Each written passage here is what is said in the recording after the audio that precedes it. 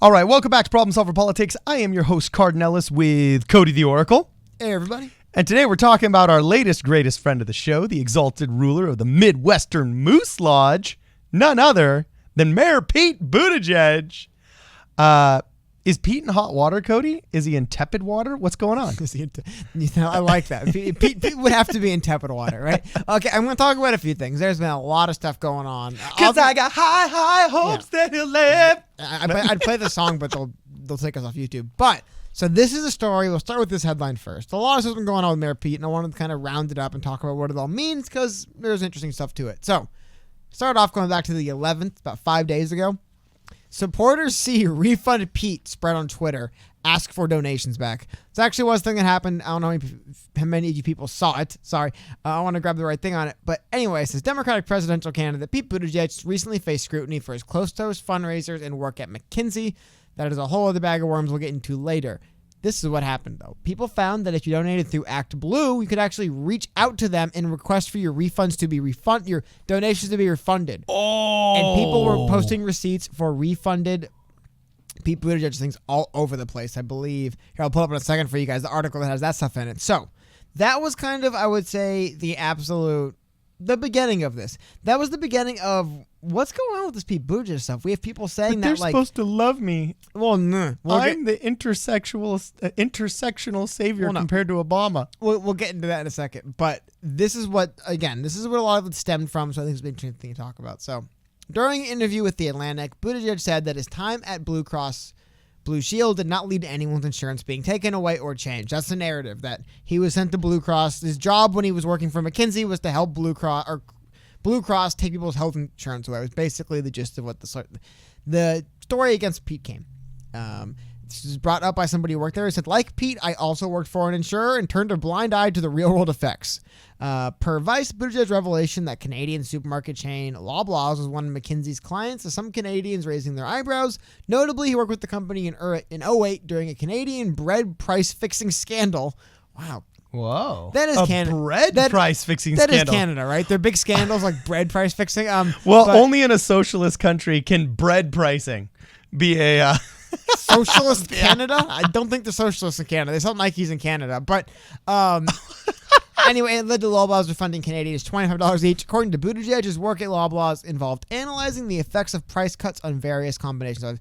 Point being, we have people basically saying that when people are basically alleging awful things of Pete Buttigieg. Now, to the point where people who had donated were asking for their donations back, which to me really did kind of stand out. Now, this was an anecdote. That's rough, Here's an anecdote I want to get to, though. It's just hilarious.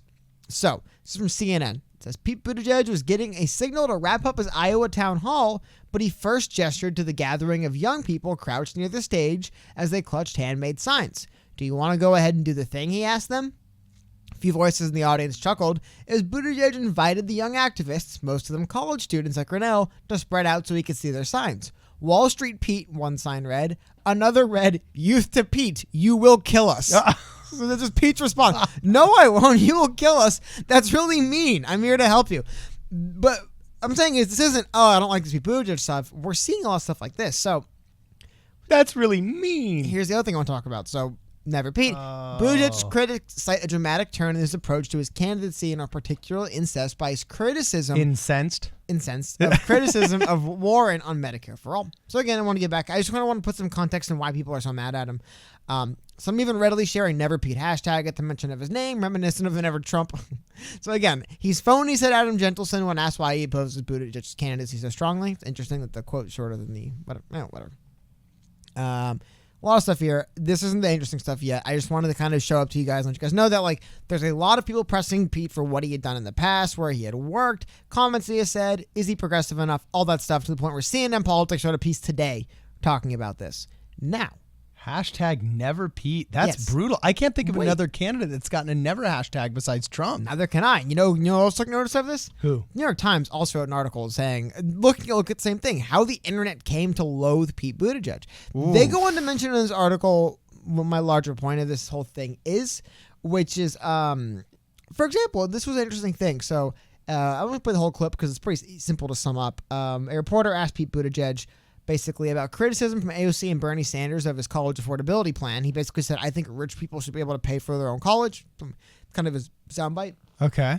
And he basically says that, he's concerned about a narrative emerging that ignores the fact that not everybody goes to college. Some of the things he said in this quote, I don't think are really very, I don't disagree with at all. He said, look, where I'm from, 3 out of 4 people don't have a college degree. If the message we're sending to them is that you need a college degree in order to get by in life, we're leaving Americans. I'm just trying to say, the message you send to people without degrees when you insist you must have one to do anything is that these people are worthless, and that's not a good message either. I don't think people judge, but I can hear what he's saying.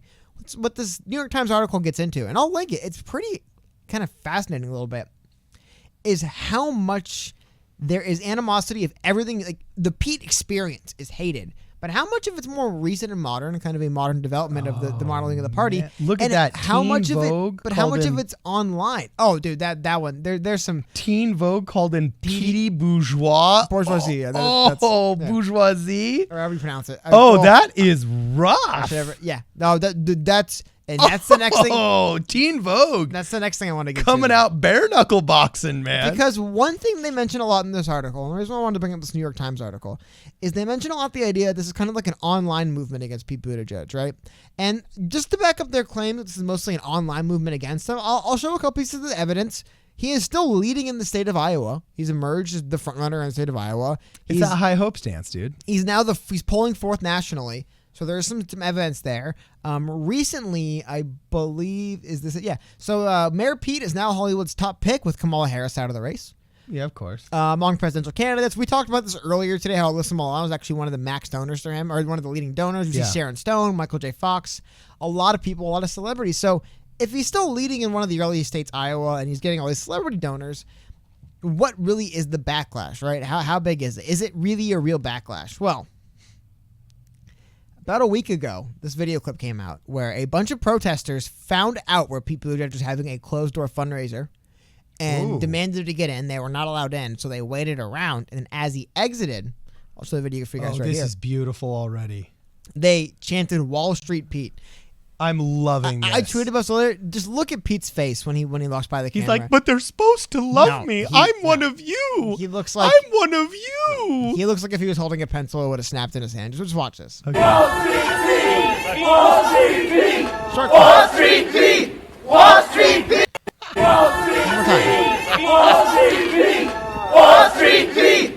Wall Street Pete! But my point is, because while I do hear a little bit of what I saw in New York Times and CNN even kind of saying that there's this big online movement, mostly of younger progressives against Pete Buttigieg. It's like, okay, but when they're bringing signs that says Pete Buttigieg wants to kill young people, more or less, it's not a quote. Yeah. When they're showing up to his... Did you just get us demonetized? No, but maybe. But when they're showing up to this stuff and they're standing up front and chanting Wall Street, be like this, at a certain point, I get it's not impacting his donations he's getting from the rich, which, by the way, he's always been getting donations from the rich. But I was starting to kind of question a little bit this notion that this is a strictly online backlash against Pete Buttigieg, because there's a lot. They're starting to show up, right? It's an online backlash until they're showing up and protesting all of your events. You know what I mean? It's Then converting into real life. It's not just online. It's on the street. Here's the thing. I have to admit, man, I wish that we were covering this primary from a lens on Pete Buttigieg instead of Andrew Yang, because apparently if you get in to cover a Pete Buttigieg fundraiser, you get to go to the wine cave with your 1,500 Swarovski crystal chandelier. This is what a Mayor Pete fundraiser is. Yeah. I remember when John Kerry was compared, there was a VH1 show comparing the presidencies and the different candidates. And I remember when they compared the fundraising dinners of John Kerry and of George Bush, the owner of the restaurant up at Martha's Vineyard, wherever John Kerry was having his fundraiser, literally so snobbishly said, a bottle of wine in my restaurant at John Kerry's fundraiser is worth more than all of George Bush's fundraiser put together. Like it's a good thing. Yeah, like it's a people good wanna thing. hear that. You know, and I just remember thinking, he lost so brutally and was perceived as an ivory tower elitist compared to a dude people want to have beer with. You don't get it. When you have the poor masses outside living in poverty, looking at an impossibility of gaining wealth. Yeah. You just were saying, I know it's like I remember at some point in my life, 85% of America's wealth was controlled by baby boomers. I don't know what it is now that millennials have gotten so big, but you had a specific stat. I don't have the numbers on, but essentially when you compare, I'll try to pull the numbers up for another video. When you compare the percentage of the nation's wealth owned by people between the ages of like 20 to 30 now compared to 30, 40 years ago, it's ridiculous. I mean, like young people used to have about, I think, roughly 20% of the nation's wealth, which makes about sense. Roughly. Yeah. If now it's down to, I think, 8%. I mean, that is brutal. So it's crazy. It's like none of young people just don't participate in the wealth of the nation at this point. Yeah, so when young people look up and they see, oh, what's this expensive dinner? Oh, they're having dinner in the wine cave with a 1,500 the best part is he chandelier. says when they show up those signs, these starving masses, you know what I'm saying? That are expressing. Check the pictures, yeah. Yeah, they're expressing their distaste for him. He's like, what? No, I'm here to save you. Like, I mean, that is so lampoonable in so many intersectional ways. Yeah. Like playing the white savior card. But not even that. It's just the notion that like a lot of people, I don't even say there's a lot of people that don't like Pete Buttigieg because they have this notion that this is Pete Buttigieg. He wants to have his fancy dinner in the wine cellar in Napa Valley. Dude, the wine cave, I'll give it up, man. Wine cave is a great spot to have your fundraiser. Yeah, that's cool. I'm down to go to the wine cave, but I could probably never in my life afford to eat in the wine cave. But and why do people like him, Cody? Just tell me this. Why are all these people paying $2,500 a plate, $5,000 per couple? Probably more. Maybe not. Yeah, but just why? Like, I want to know your opinion. What is it in one sentence that makes it so a celebrity or a wealthy person likes Pete Buttigieg? You know what? I think when he has a flyer like this, do you notice anything interesting about his flyer for the evening in the vineyards with Mayor Pete? Anything interesting about this? It stands out. Napa Valley, California, location upon RSVP. More so, how much does it cost? It doesn't say, because if you have to ask, you can't afford it. My point exactly. That is why those people like Pete Buttigieg. He's one of them, man. He's one of these rich people. But he's not. He disclosed his taxes. He makes less than $137K. Rich people is the wrong word for it. But he's one of these elite type people. They like him. He's one of them. But why? What qualification? It's not went to Harvard. He went to Harvard. He's an elected official. Went to Harvard. He worked at the. He worked at the places they worked at when he was coming out of school. Okay. He works for the government. He was in the military. He was doing stuff. They like people like that, I guess. Because I agree. Why would you like him? I'm not a big fan of Jezebel, but this I thought was a really funny article they posted. They said, picture of Pete Buttigieg. And I can only assume that Pete Buttigieg thinks fried chicken should be eaten with a knife and fork.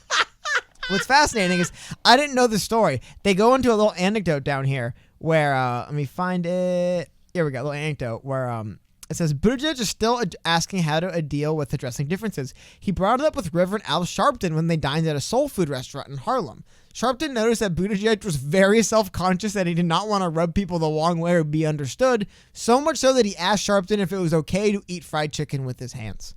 Again, point being is there's no other way, man. But my point being is, I think that's... You never had fried chicken before, man? Come on. I think what I'm saying is, that is the image of people. I think that makes people don't like him. The image of the guy who's like, "Oh, do you eat this with your hands?" But do you know why he's asking that question? How do you poor people consume food? You know why he's asking that question? How do you do it? Yeah, he's asking that question. Oh, sorry, because this is how he's used to eating. You know what I mean? He's like, "Oh, well, I'm not." So this is what I think is rubbing people wrong on Pete Buttigieg. He just comes across like this kind of guy to people. I mean. And it's giving a lot of ammo to people who don't support him, a lot, because there's a lot of stuff going on with him where he comes across as disingenuous, and he opens up for this, and that's just pretty funny. Where I mean, I'm not a big fan of Elizabeth Warren, but she tweeted this out, or not? She didn't. One of her lead advisors said, "Always a great time to chip in to be automatically entered for a chance to have a beer with Elizabeth Warren, though not in a gilded wine cave full of crystals. Probably just at her house." That's the problem, dude. When you have your fundraisers literally in a gilded wine cave full of crystals, any claim that you're here to represent the common man is kind of out the window. It's like, really, dude? But the thing is, all of this negative press is doing nothing, though, Cody. Because think about it. He's still raising that money left and right, even though they're chanting, Wall Street Pete, Wall Street Pete. Dude, the Wall Street people have been used to getting railed on and hated for their entire lives, so they don't give a crap. He doesn't give a crap. He's still walking out with his $25 million, and all of this money that he's putting into Iowa is putting him ahead and in the early states. What are you pointing at? Exclusive fundraiser reveals Pete Buttigieg is being backed by some of Silicon Valley's wealthiest families. I hear you, man. What do they see in this man? I hear you. You can't tell me that besides his intersectional claim to fame of being gay, one word, and maybe Harvard trained, he's got any credit. Perhaps they see in this individual 2 words. 3. Perhaps they see loyalty and obedience in this individual. I don't know. Why do rich people just show up with a bunch of money and give it to you when you make $36,000 a year? Do you think why do they do that, man? Most good old boy that could be just like patted on the head and say, "Go do what I want." I you have to do no as idea. president? I'm just saying when rich people show up, just not making $36,000 a year and start dumping money in front of them. I think they have reasons behind it. I always say this all the time. Rich people don't give money away ever. They buy things. They might not be buying what you think they're buying, but they don't just give money away. That's actually, dude, you've had 2 deep nuggets of wisdom in the past 30 seconds, Cody. I was just gonna say, it's like this is like, you need to take over the world, dog. But it's like, recently there was a company that gave like giant Christmas bonuses out to all their employees, right? It's great. Employees love Christmas bonuses. It also is going to make them very competitive in the job market, and it gives them a lot of goodwill.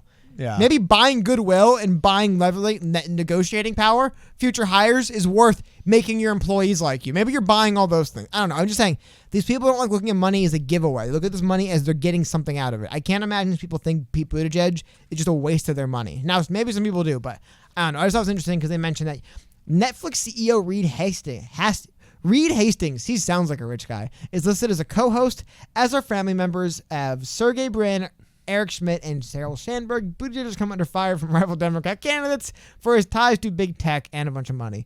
So, that's just because she's jealous. but listen to this. Pete Buttigieg is having a fundraiser thrown for him by a who's who of wealthy Silicon Valley families. Here we go.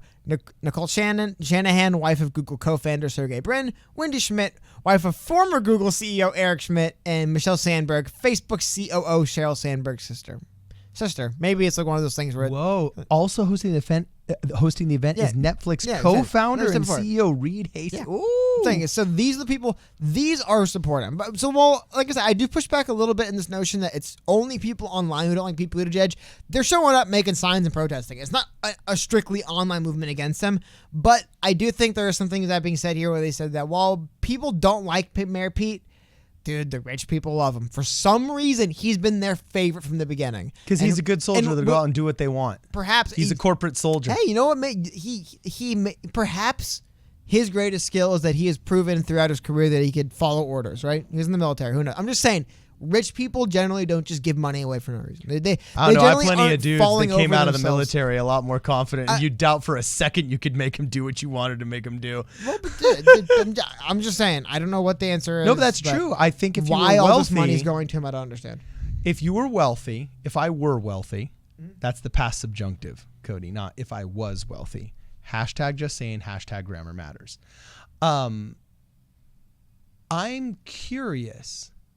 Is Pete Buttigieg, out of all the Democrats you could donate to, because I'm so fearful of donating to a Republican and having my name on that roster, if I were to donate to a Democrat, who seems like the most purchasable? Do you think it's Mayor Pete, and that's why he's had such success getting that money? He seems the most purchasable. Is he purchasable Pete? Well, I like Wall Street Pete is purchasable Pete. I like Petey Bourgeois. That was pretty good. But I don't know. I just think that's my. I don't know why we are seeing somebody who is a young guy with relatively little. Somebody brought something pretty good. Like is Mayor Pete gonna be act dignified and be like, how dare you accuse me of using my mayoral position as a stepping stone? It's like, well, didn't you just kind of get elected mayor and immediately just run for president a couple of years later? What do you mean? What do you mean?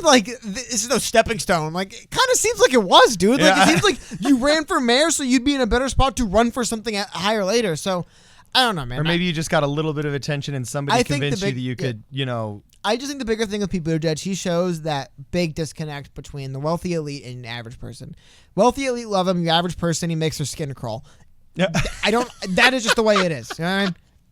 It's true. Either that or else you want to adopt him as your younger brother. He doesn't make my skin crawl. I look at him, I think, dude, you're kind of cute, man. We'll have you hang around, man. I'm more or less. I'll introduce you to some people. Maybe you'll make some friends, buddy. I'm more or less pretty indifferent to him. Not a huge for or against guy. I don't like him that much, but I do think that's what we're seeing. Because I think he's adorable. I don't know what the billionaire see in him. I don't know what the guy who co-founded Netflix sees in him. But at the same time, you know what? I probably see why people don't like him a lot more than I see why people do like him. So that's all I'm going to say about that. I'm not too terribly surprised. Well, you are Cody the Oracle. You are the soothsayer who can illuminate the minds of us, the proletariat and the lower life forms that have yet to gain this deeper understanding of the world as seen through your triple monitored man cave over there. Two monitors. Dual monitored man cave over there. Anyway, all right. Hey, so let us know what you guys think. Are we missing something on Wall Street Pete? Also, do you think, what is the best hashtag for Pete Buttigieg? Is it just regular hashtag Mayor Pete?